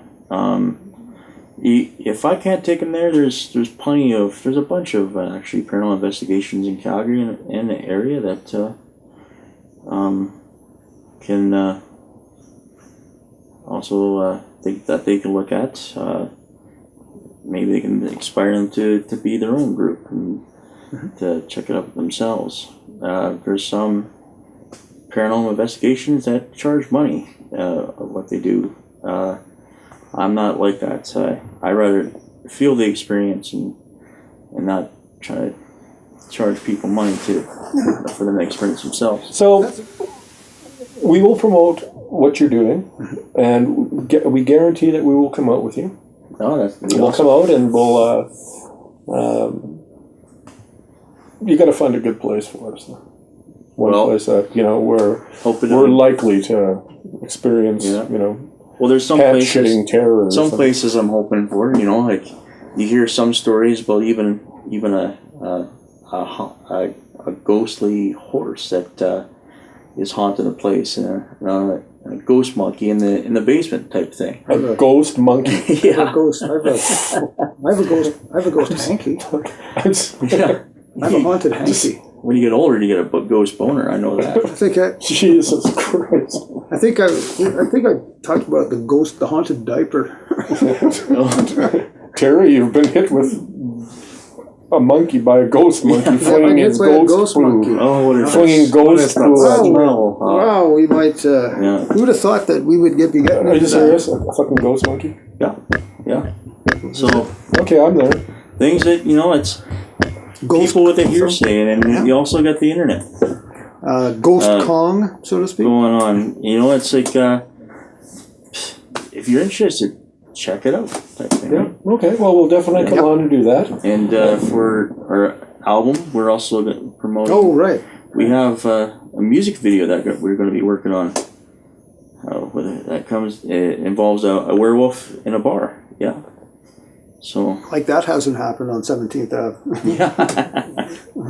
Yeah, you mentioned that briefly. Yeah. So I wonder who's doing it. Well, we're working on it. You got to get the funding has to come together. Yeah, and it's not cheap. Even for a 3-minute video, there's a lot more that goes into it. And well, I did mention to the band about playing on the street with a bucket tip jar. So that was today's message. Yeah, that was today's. That was the crazy thought of the day. Today's. Yeah. Was they play on the street during Stampede? There is, well, that's the thing for rock. Do you have any kind of like country? Oh yeah. Huh? We can do that. It's like a voodoo chant that I sing and haunts people to come closer. Oh, it compels you. Yeah. If it makes bartenders dance, hey, we can do anything. Well, what was that one we did? That one about drink with me or something? Yes, that's a very strong message. Yeah, the whole song is "Drink with Me." I keep thinking of that scene in What We Do in the Shadows, where the vampire has lost his confidence and he's trying to compel that guy, come to me, and it's not working worth a shit.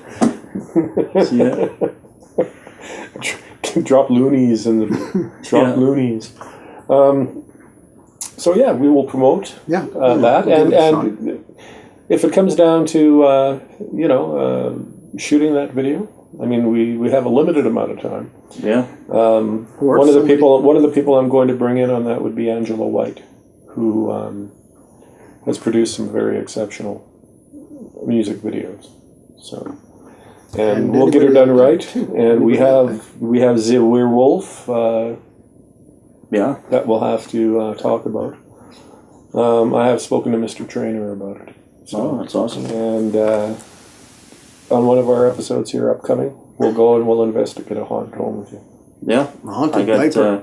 I'm up for the haunted diaper, man. I say about 4 locations that I like to go through with you guys.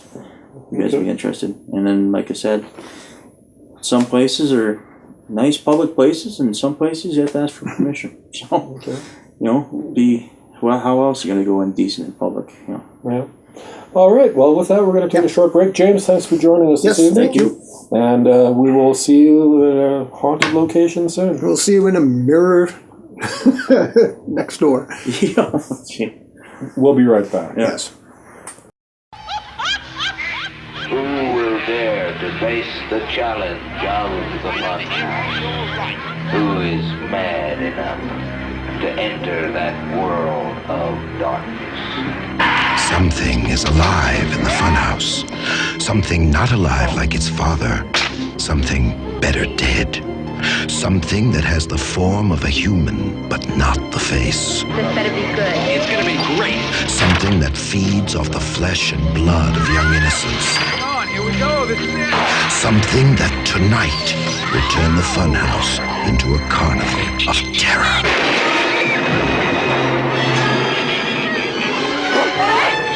I don't know what that thing is. That's like you. I just want to get the hell out of here.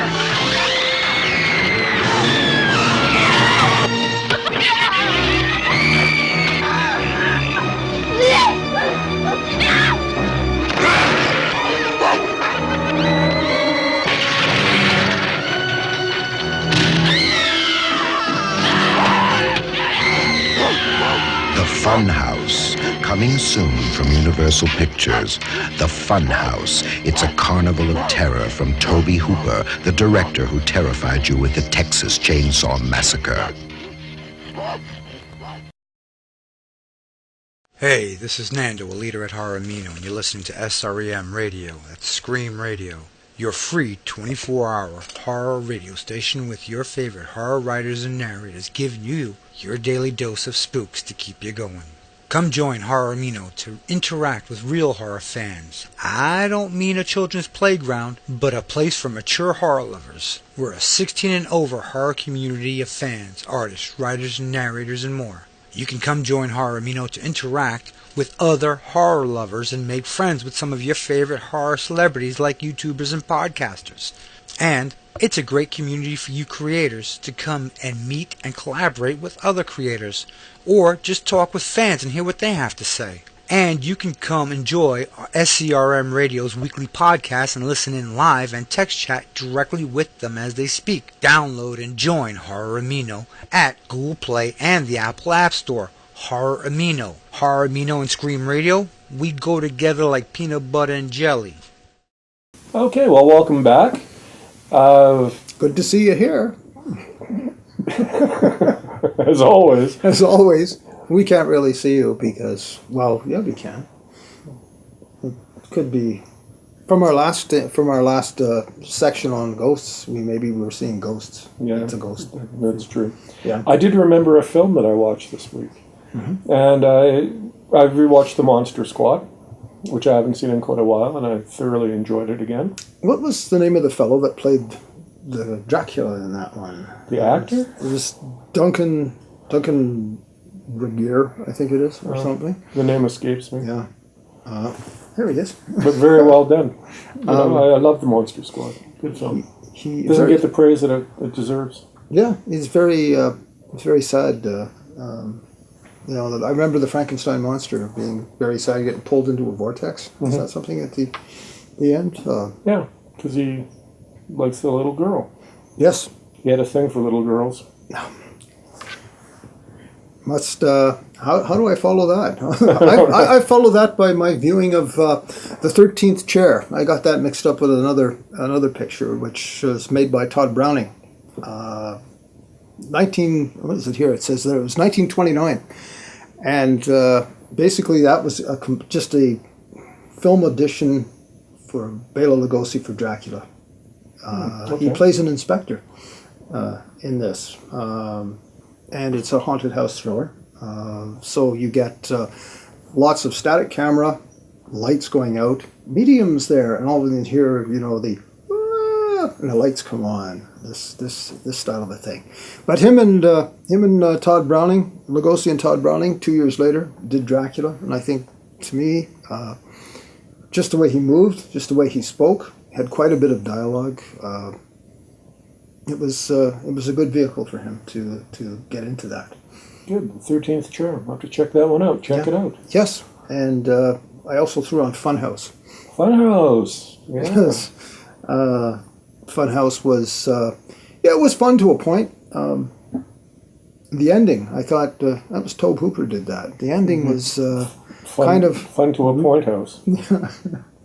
It was. Little sojourn in there. There was some the Funhouse itself. The set was really good. Overall, you were talking about nudity. We were talking about we were talking earlier about another picture, the picture from Winnipeg, Dark Forest. This one had nudity in it. It was an '80s film. Well, most of them did. Yes. Yeah. Sort of and in the beginning, but overall, a fun little look. Ending, well, hey, it's there. Okay. Yeah. Well, that's all our time we have for this evening. We would very much like to thank James Shelley from Prairie Ghost Investigations, and of course, Russell Jeffrey Banks for taking the time to speak with us. Make sure that if you're in the Calgary area and you're interested in paranormal investigation, get a hold of James, and please do yourself a favor and watch Who's Watching Oliver, which is going to be released July 3rd in Canada and the United States. Yes, it's on streaming platforms. And for those of you that enjoy music, please enjoy a 13 Strikes show. Please contact 13 Strikes if you would like to get us involved in perhaps a venue that you're at or some function that you'd like us to do. We will furnish an address for that. And it could prove to be a very, very interesting, fun evening.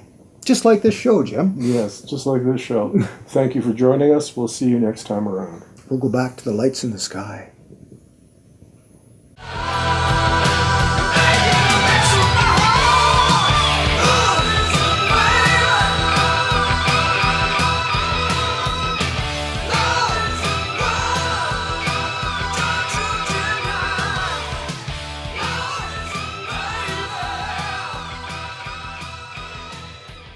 The castle lights are growing dim. There's no one left but me and him. When next we meet in Frankenstone, don't come alone.